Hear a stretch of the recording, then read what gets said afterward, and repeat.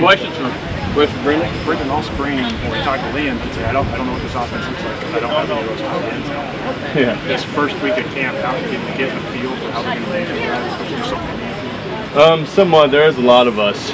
I mean, it's a lot of rotation going on right now. Everyone in that room is very solid. Iron sharpens iron, so I'm just going to have to continue to work. I mean, it's only day 3 out here, so we're going to continue to get a better feel of the rotation and what to expect from the tight ends this year. Mark said you could see the physicality start to come back. Did you feel that, especially in those run periods where y'all are training the same for the running backs? Oh yeah. This practice was very physical. Definitely the most physical one we've had. We've only been in pads for 2 days, but it was a huge jump from yesterday's practice, which is what you're looking for. Coach Merrill yesterday said everybody in your room can stress the linebacker. Be very confident about that.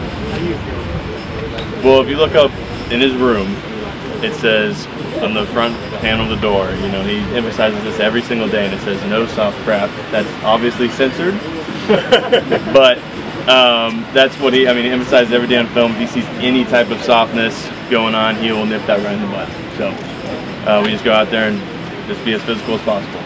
Brenden always help is part of it, but what did you want to get out of this year? The biggest thing for me was my weight. I mean, a lot of people probably don't know, but last year was the heaviest I've been here. I was pushing 270, which is not ideal for, you know, a tight end that wants to, you know, do more, especially in the pass game. So this year, especially, you know, going through rehab, going through, you know, the off season, I just really dedicated my time to my diet and the weight room and getting in better shape. So right now I'm 255. I feel great.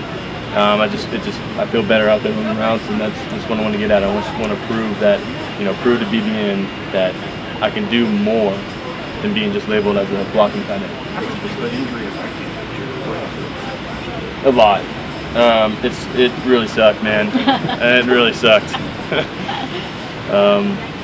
But yeah, I just had to keep pushing through until I couldn't play to my ability. That's when I had to get surgery. How much did you guys draw energy from the crowd? We love BBN. I mean, every time. I mean, I feel like the reason we had just the most physical practice ever out there was because of the fans being here and whatnot. We draw so much energy from that, and we're all just super pumped right now. Pumped to play in Kroger Field, especially with the new turf. It's gonna be exciting. Brenden, it looks like Isaiah was more like the guy we saw in 21. What did you see from him last year going through those struggles, and how happy are you to see him kind of be himself again? I'm very happy to see what he's doing now. You can tell he was pretty, you know, he was pretty angry, you know, obviously, and he used that fuel in a good way, right? He didn't do anything stupid or anything like that. He's just very disciplined kid, worked hard, and, you know, it's great seeing what he's doing now. Do you think surprised you about that? Not, you know, a lot of people talked about him and talked about how good he is, and he's proving how good he is. What surprised me is how good of a leader he is, especially transferring and coming into a new school with a bunch of different guys. He's already taken that leadership role, and that's probably the biggest thing that has surprised me so far. People talk about it as maybe a different kind of leader than Will was. Do you see that? Are there differences between the two leadership styles? Somewhat. I mean, not really. But I mean, they're both great leaders. That's what you need out of it. Good. They're both great quarterbacks, so that's what you need out of a good quarterback and a good leader. So I think they're both similar in that aspect. You've seen him block that balance because he's a big quarterback transfer and gets so much attention. Oh yeah. To earn it for you guys too. Have you seen him kind of thread that so far? Yeah, he's doing a great job kind of handling everything, and he's being a good leader. He's obviously got the plays now and showing what he can do. But then you mentioned wanting to contribute more to the passing game. You told me last year you always remind the coaches, I got hands. Yeah. Are you afraid of being pigeonholed maybe as the blocking guy versus the guy that turns out right now? Oh yeah, you know, that's a good question to ask my dad. What would he say? Yeah, you know, he says, you know, I do feel like sometimes I'm being a little bit pigeonholed in that aspect, but I'm not doing myself any favors if I'm going to, you know, be 270 pounds and can't move like I know I can move. So that's my goal, is to prove, you know, to everyone, prove to the coaches that I got hands, I can run routes, I can do more in the passing game. There's a lot of younger guys in that outside linebacker role. What have you seen from them to go up against them?